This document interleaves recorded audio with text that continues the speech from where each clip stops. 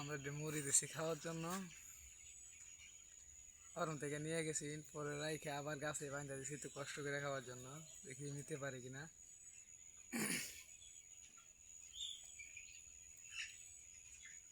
আস্তে আস্তে কাছে যাইতেছে মুড়ি নেওয়ার জন্য।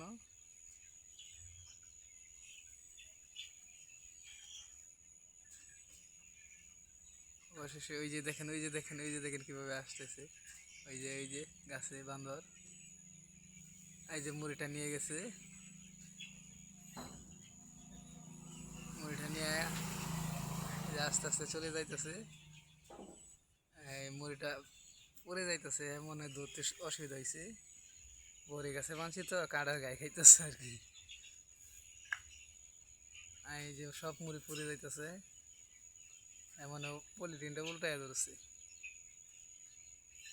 এই সুন্দর করে বইছি, মুড়ি খাইতেছে।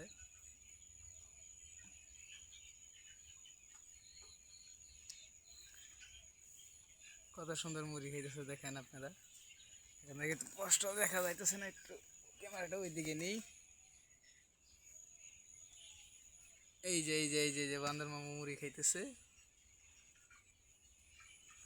আমি এখন একটু বাড়া যাবো, দেখি তার রিয়াকশনটা কি হয়।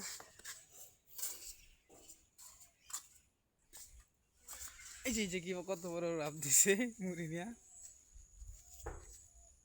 এই যে চালের উপর আরেকটা বসা রয়েছে, সারাদিন ধরে একটা করতেছে, সকাল থেকে এই পর্যন্ত।